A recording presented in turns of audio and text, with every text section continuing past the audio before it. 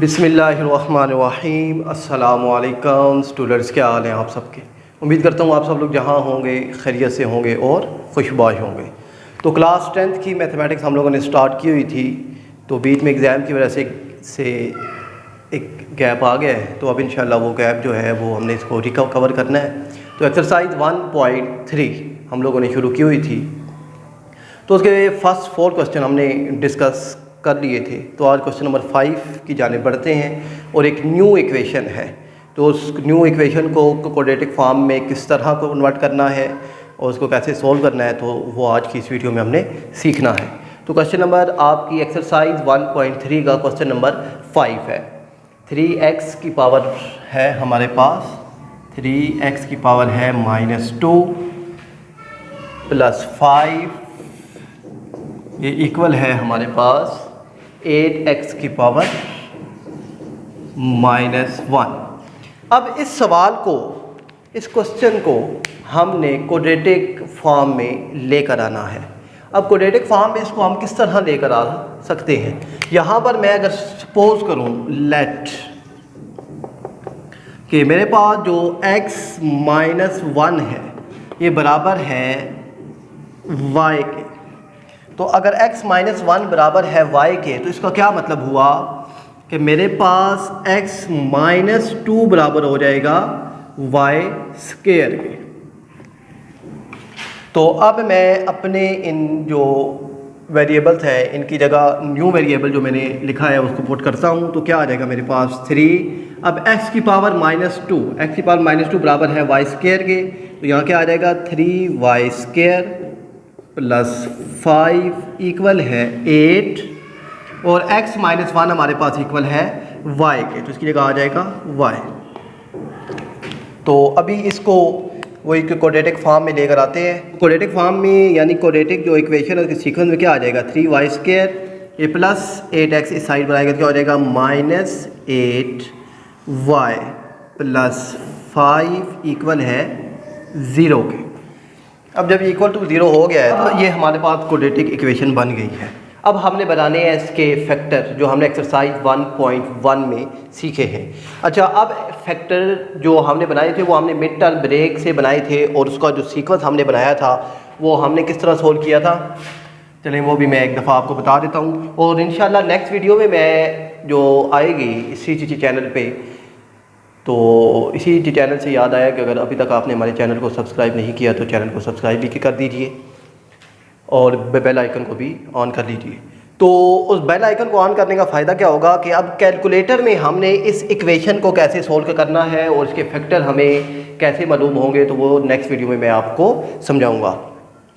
अभी वही मैनुअली जो हम लोग फाइंड करते थे फैक्टर, वो उसी तरीके से फाइंड करते हैं कि मैनुअली तरीका क्या था कि इन दोनों को आपस में मल्टीप्लाई करते हैं। 5 3 हमारे पास आता है जी 15 प्लस का साइन है और सेंटर में हमारे पास -8। अब हमें दो फैक्टर ऐसे चाहिए कि जिनको हम मल्टीप्लाई करें तो +15 आए, उन्हें प्लस या माइनस करें तो -8 आए। तो अब फैक्टर फिर हम लोग कैसे फाइंड करते थे, तो उसका जो तरीका था वो क्या था कि 1 को अगर मल्टीप्लाई किया जाए 15 के साथ तो आंसर क्या आता है 15। अब 2 15 की टेबल में नहीं आता, तो अगर इसको हम 3 से करें 3 × 5 = 15, यहाँ पर ये फैक्टर बन जाते हैं। अब इनके साथ साइन कौन से आएंगे, तो उन साइंस के लिए फिर हमने अब यहाँ में प्लस माइनस करके जो वैल्यू रिक्वायर्ड होती है उसका साइन हम बड़ी वैल्यू के साथ लगाते हैं।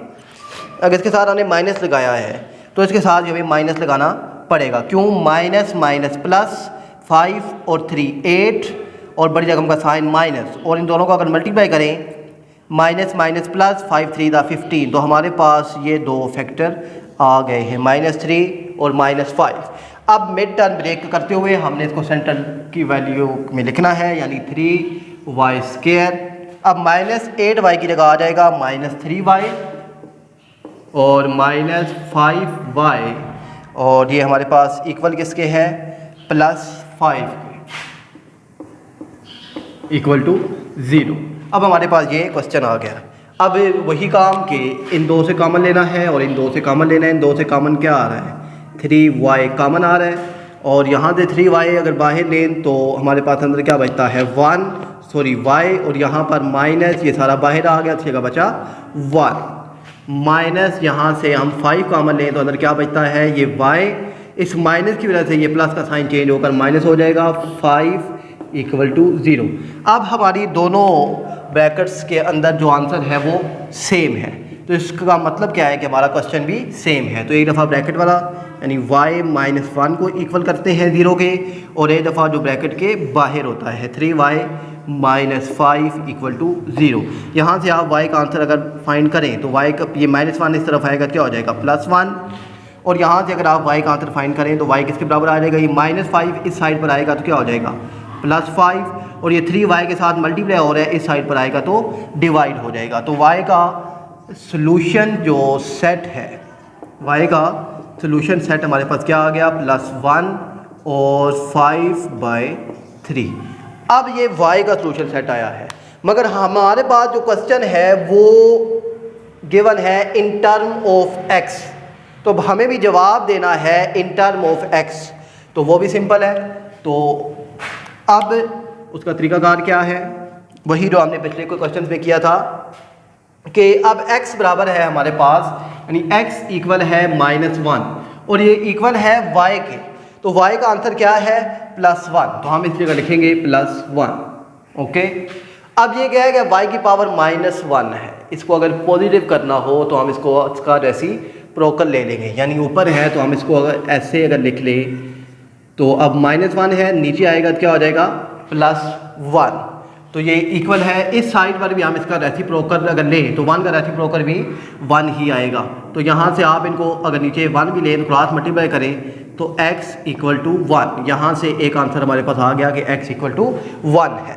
अब नेक्स्ट क्या है, नेक्स्ट वही है x - 1 इक्वल किसके आ जाएगा, दूसरी वैल्यू क्या आई 5/3। तो अब इसका हम अगर इसका रेसिप्रोकल लें तो क्या आएगा 1/x = 5/3।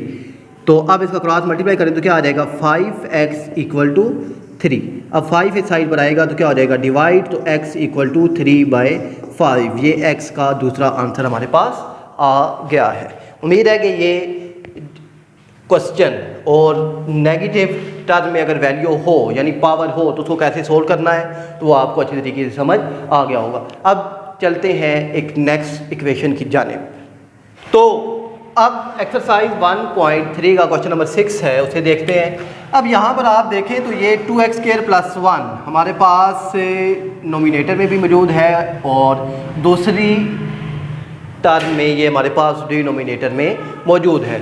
तो सिंपल है, अगर यहाँ पर मैं इसको लेट करूँ कि भाई लेट है 2x² + 1 इक्वल है y के, तो अब यहाँ पर क्या होगा, तो ये इक्वल हो गया है y के, तो यहाँ क्या आ जाएगा y + 3/, ये सारा भी किसके बराबर है y के, तो यहाँ क्या आ जाएगा y इक्वल हो जाएगा 4 के।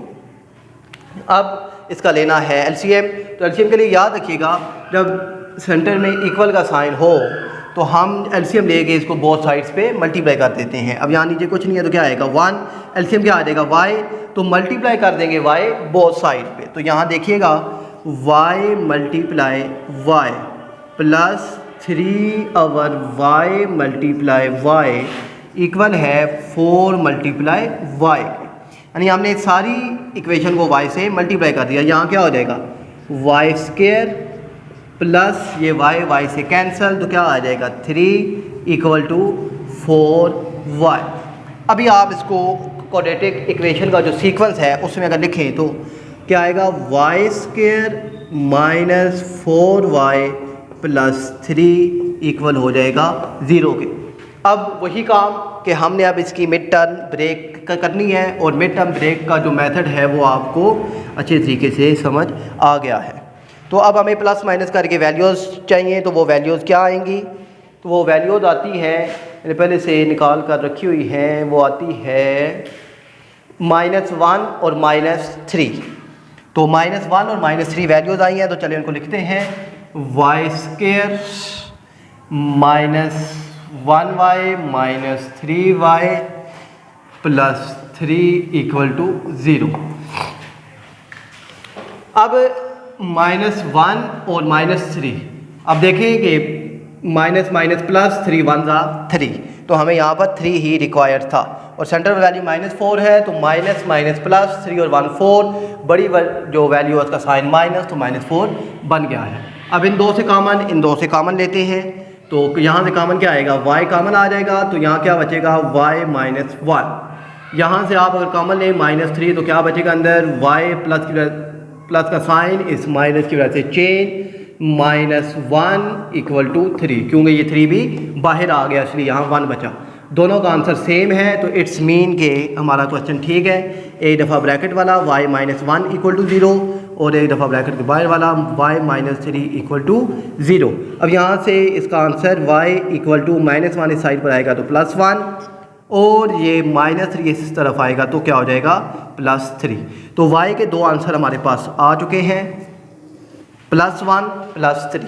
अब वही काम हमने इसको अपनी इक्वेशन में पुट करना है, तो इक्वेशन क्या है 2x² + 1, तो 2x² + 1 इक्वल है y की वैल्यू 1 है तो 1 लिख देते हैं। अब ये +1 इस साइड पर आएगा तो क्या हो जाएगा -1, तो ये 2x² इक्वल है +1 इस साइड पर है, ये +1 इस तरफ आया तो -1, तो ये क्या आ गया 2x² इक्वल टू 0। 2 मल्टीप्लाई हो रहा है इस साइड पर आएगा तो डिवाइड, यानी x का आंसर ऑटोमेटिक क्या हो जाएगा 0। ओके, अब दूसरी वैल्यूज़ लिखते हैं, यानी अब इसको दोबारा y के बराबर पुट करते हैं, तो वो क्या है 2x² + 1 इक्वल है 3 के, +1 इस साइड पर आया क्या हो जाएगा -1, यानी 2x² equal to 3 -1, 2x² equal to 2 और ये 2 मल्टीप्लाई हो रहा है इस साइड पर आएगा तो डिवाइड x² इक्वल टू 2/2, 2 से cancel, answer 1, x² equal to 1। तो अब x का ले लेंगे अंडर रूट से कैंसिल, तो x का जवाब हमारे पास क्या आ जाएगा x इक्वल टू ±1। तो ये x के भी दो आंसर हमारे पास आ चुके हैं, एक 0 और एक +-1। तो ये एक्सरसाइज 1.3 के क्वेश्चन नंबर 5 और 6 था। उम्मीद है कि आपको समझ आया होगा। तो बाकी क्वेश्चन के साथ मिलते हैं नेक्स्ट वीडियो में, तब तक के लिए अल्लाह हाफिज़।